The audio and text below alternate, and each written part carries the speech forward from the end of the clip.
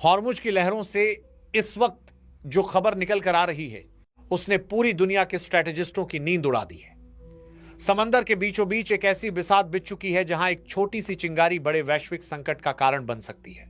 लेकिन इन बदलते हालातों के बीच सबसे बड़ा झटका भारत को लगा है।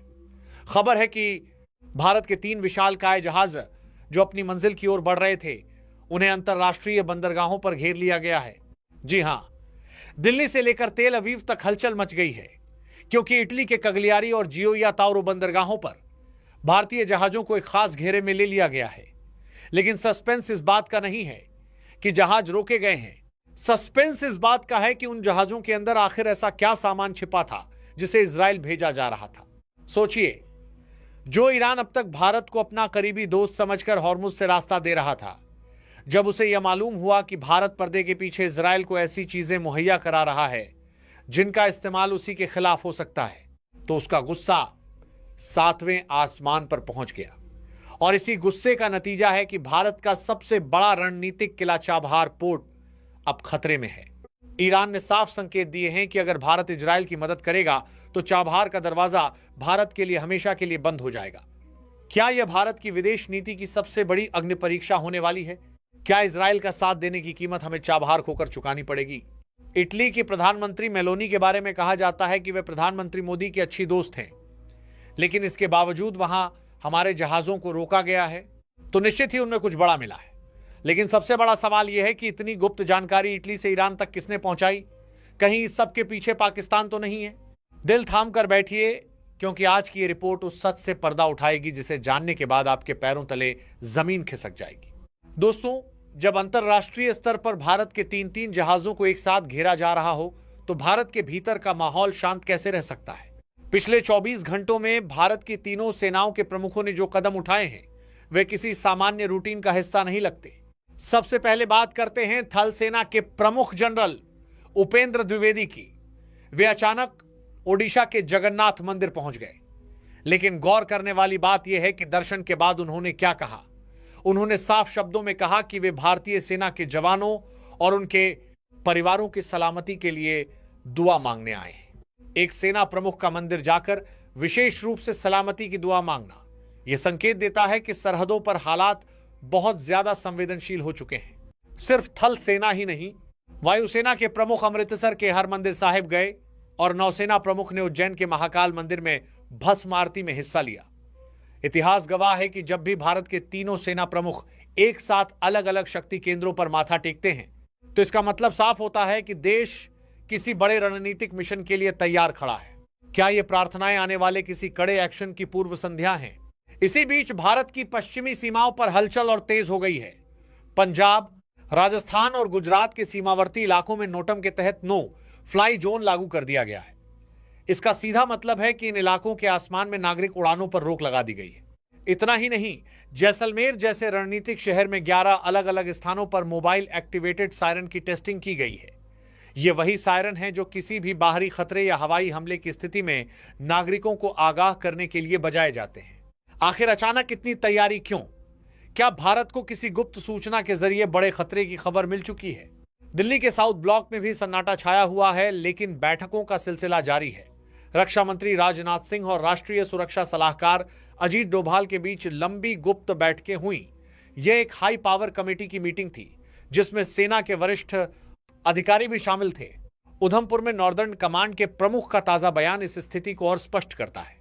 उन्होंने कहा कि आज के दौर में जीत उसी की होती है जिसका जमीन और तकनीक पर पूरा नियंत्रण हो। वे होल ऑफ नेशन अप्रोच की बात कर रहे थे, जिसका मतलब है कि अगर जरूरत पड़ी तो पूरा देश मिलकर इस चुनौती का सामना करेगा। सवाल यह है कि ये सारी तैयारियां किसके खिलाफ है? क्या इसका संबंध उन 3 जहाजों से है जो इटली में रोके गए हैं, या फिर भारत को अपनी पश्चिमी सीमाओं से किसी बड़ी साजिश की भनक लग चुकी है? दोस्तों, जब अंतरराष्ट्रीय कूटनीति की बिसात बिछती है तो दोस्ती और दुश्मनी की परिभाषा पलों में बदल जाती है। अब तक की रिपोर्ट में हमने देखा कि भारत के 3 जहाज इटली में रोके गए हैं, लेकिन असली तूफान यूरोप के बंदरगाहों पर नहीं, बल्कि पश्चिम एशिया के उस देश में उठा है जिसे भारत अपना पुराना दोस्त मानता था, यानी ईरान। जरा गौर कीजिए, कुछ समय पहले ईरान के शीर्ष नेतृत्व ने खुद दुनिया के सामने कहा था कि वे हॉर्मुज से भारतीय जहाजों को सुरक्षित रास्ता देंगे। यह भारत की एक बड़ी कूटनीतिक जीत मानी जा रही थी। लेकिन जैसे ही इटली और मिस्र से हाई ग्रेड स्टील की शिपमेंट की खबरें सामने आईं, तेहरान में सन्नाटा छा गया और फिर गुस्से की एक लहर शुरू हुई जिसने दिल्ली की चिंता बढ़ा दी। ईरान को इस बात पर गहरी आपत्ति है कि जब वह अपनी संप्रभुता की लड़ाई लड़ रहा है, उस समय भारत का विशेष ग्रेड स्टील इजराइल की रक्षा क्षमता को मजबूत करने के लिए भेजा जा रहा है। ईरान का रुख बिल्कुल साफ है। अगर भारत का लोहा उन हथियारों और रक्षा प्रणालियों में इस्तेमाल हो रहा है जो भविष्य में ईरान के खिलाफ खड़े हो सकते हैं, तो इसे दोस्ती कैसे कहा जा सकता है? यही वह मोड़ है जहां चाबहार पोर्ट पर संकट के बादल मंडराने लगे हैं। दोस्तों, चाबहार सिर्फ एक बंदरगाह नहीं है, बल्कि भारत के लिए गोल्डन गेट है। यह वह रास्ता है जो पाकिस्तान को बायपास करके भारत को अफगानिस्तान और मध्य एशिया तक पहुंचाता है। भारत ने यहां अरबों रुपए का निवेश किया है, लेकिन ताजा जानकारी के मुताबिक ईरान अब चाबहार के समझौतों पर पुनर्विचार कर रहा है। अंदरूनी सूत्रों के अनुसार ईरान ने संकेत दिया है कि अगर भारत की नीति उसके हितों के खिलाफ गई तो वह चाबहार का प्रबंधन किसी और देश को दे सकता है या भारत को दी गई सुविधाएं वापस ले सकता है। सोचिए, अगर चाबहार भारत के हाथ से निकल गया तो यह पिछले एक दशक की सबसे बड़ी कूटनीतिक हार होगी।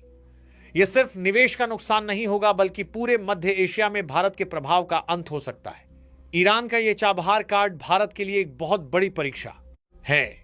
एक तरफ हमारे पास इजराइल जैसा आजमाया हुआ रक्षा साझेदार है, तो दूसरी तरफ ईरान जैसा रणनीतिक दोस्त और चाबहार जैसा महत्वपूर्ण द्वार। क्या दिल्ली इस संकट को सुलझा पाएगी?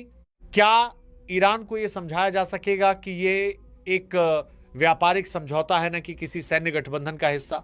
संकट गहरा है, क्योंकि ईरान की नाराजगी का असर सिर्फ चाबहार तक सीमित नहीं रहेगा। अगर ईरान ने हॉर्मुज का रास्ता भारतीय जहाजों के लिए फिर से मुश्किल कर दिया, तो भारत की ऊर्जा सुरक्षा और तेल की सप्लाई पर सीधा प्रहार होगा। दिल्ली के नीति निर्माता इस वक्त एक ऐसे दौराहे पर खड़े हैं जहां एक तरफ कुआं है और दूसरी तरफ खाई। लेकिन सवाल यह भी है कि क्या ईरान वाकई भारत जैसे बड़े बाजार और साझेदार को पूरी तरह छोड़ने का जोखिम उठा सकता है, या यह सिर्फ दबाव बनाने की एक रणनीति है ताकि भारत इजराइल के साथ अपने रणनीतिक सहयोग को कम करे? दोस्तों, जब भी भारत किसी अंतर्राष्ट्रीय चक्र में फंसता है तो हमारा पड़ोसी मुल्क पाकिस्तान इसे एक मौके के तौर पर देखता है। लेकिन इस बार जो खबर लाहौर से आ रही है वह आम बयानबाजी से कहीं ज्यादा गंभीर है। पिछले 48 घंटों में पाकिस्तान के अंदर कुछ ऐसी गतिविधियां दर्ज की गई हैं जिन्होंने भारतीय खुफिया एजेंसियों को हाई अलर्ट पर डाल दिया है। आमतौर पर पाकिस्तान की बड़ी रणनीतिक बैठकें इस्लामाबाद या रावलपिंडी के जीएचक्यू में होती हैं, लेकिन इस बार केंद्र बदल दिया गया है। खबर है कि लाहौर में एक बेहद गोपनीय बैठक हुई है। इस बैठक में न केवल पाकिस्तान के सुरक्षा अधिकारी शामिल थे, बल्कि उन कट्टरपंथी समूहों के सरगनाओं को भी बुलाया गया था जो भारत विरोधी गतिविधियों के लिए कुख्यात है। खुफिया सूत्रों के अनुसार इस बैठक का मुख्य एजेंडा था भारत की समुद्री घेराबंदी का फायदा उठाना। पाकिस्तान का मानना है कि अगर ईरान और भारत के संबंधों में दरार आती है और चाबहार का रास्ता बंद होता है, तो वह चीन के साथ मिलकर ग्वादर पोर्ट को भारत के विकल्प के रूप में पेश कर सकता है। लेकिन साजिश इससे भी गहरी है। पाकिस्तान के पूर्व राजनयिकों और कुछ टीवी विश्लेषकों के बयानों को जोड़कर देखें तो एक डरावनी तस्वीर सामने आती है। वहां के टीवी चैनलों पर खुलेआम दिल्ली और मुंबई जैसे बड़े शहरों को निशाना बनाने की बातें की जा रही है। यह सिर्फ गीदड़ भभकिया नहीं, बल्कि एक सोची समझी मनोवैज्ञानिक युद्ध रणनीति का हिस्सा है। इसी बीच यह खबर भी आई है कि पाकिस्तान ने अपनी सीमा के पास युद्धक विमानों की गश्त बढ़ा दी है। वहां के कुछ हलकों में यह दावा किया जा रहा है कि आने वाले महीनों में भारत और पाकिस्तान के बीच एक भीषण संघर्ष हो सकता है। क्या लाहौर की उस बैठक में इसी संघर्ष की रूपरेखा तैयार की गई है? क्या पाकिस्तान को लगता है कि भारत जब पश्चिम एशिया के संकट में उलझा हुआ है तब वह अपनी नापाक हरकतों को अंजाम दे सकता है? भारत ने भी इसका करारा जवाब देने की पूरी तैयारी कर ली है। जैसा कि हमने पहले देखा, तीनों सेना प्रमुखों का मंदिरों में जाना और पश्चिमी सीमा पर सायरन की टेस्टिंग करना इसी खतरे की पूर्व तैयारी है। भारत ने अपनी रेड लाइंस खींच दी हैं। दिल्ली की तरफ से साफ संदेश जा चुका है कि अगर सीमा पार से कोई भी दुस्साहस हुआ तो उसका जवाब इतना सख्त और निर्णायक होगा कि आने वाली पीढ़ियां उसे याद रखेंगी। एक तरफ ईरान के साथ कूटनीतिक तनाव और दूसरी तरफ पाकिस्तान की यह नई साजिश। भारत इस वक्त दोहरे मोर्चे पर खड़ा है। लेकिन याद रखिए, आज का भारत रक्षात्मक नहीं बल्कि प्रभावी और रणनीतिक कदम उठाने में विश्वास रखता है। ऑपरेशन सिंदूर और हाल के अन्य मिशनों में हमने देखा है कि कैसे भारत ने कूटनीति और शक्ति के सही मिश्रण से अपनी जीत सुनिश्चित की है। अब सवाल यह है कि क्या पाकिस्तान वाकई युद्ध का जोखिम उठा सकता है या वह सिर्फ ईरान और भारत के बीच बढ़ती दूरी का फायदा उठाकर अपनी प्रासंगिकता साबित करने की कोशिश कर रहा है?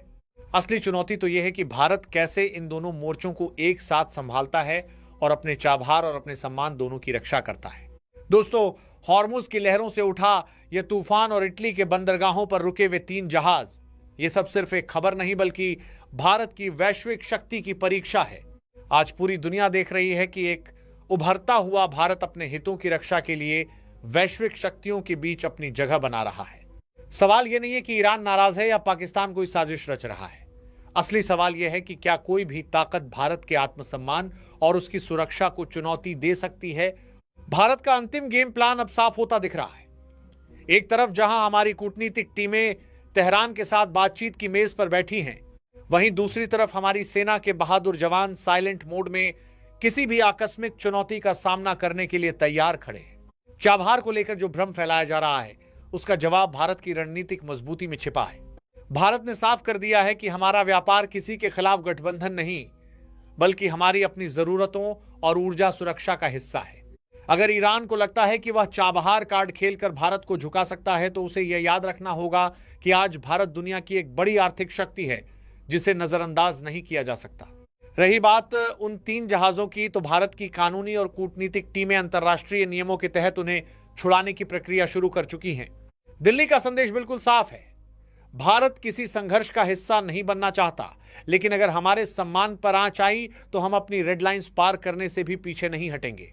तीनों सेना प्रमुखों का मंदिरों में आशीर्वाद लेना और सीमावर्ती इलाकों में सायरन की आवाज, यह सिर्फ डर नहीं बल्कि सतर्कता का प्रतीक है।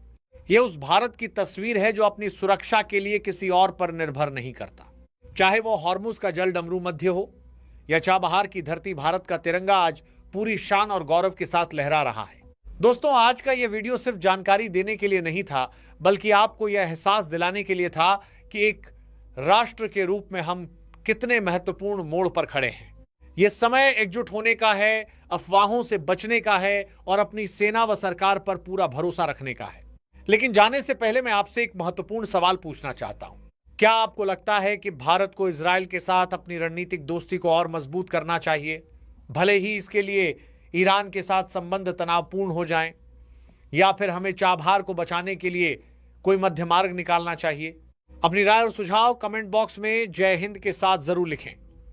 आपका हर एक कमेंट हमारी कूटनीतिक ताकत को दर्शाता है। अगर आपको यह जानकारी और हमारी रिसर्च पसंद आई हो तो इस वीडियो को लाइक करें और अपने दोस्तों के साथ शेयर करें, ताकि सच हर भारतीय तक पहुंच सके। और हां, ऐसी ही दमदार और सटीक खबरों के लिए हमारे चैनल को सब्सक्राइब करना और बेल आइकन दबाना बिल्कुल ना भूलें। याद रखिए, जब तक विक्रांत खड़ा है और हमारे वीर जवान सरहद पर तैनात हैं, तब तक भारत की तरफ उठी हर नजर को झुकना पड़ेगा। मिलते हैं अगली वीडियो में एक नई सच्चाई और नए खुलासे के साथ। तब तक के लिए अपना और अपने परिवार का ख्याल रखें।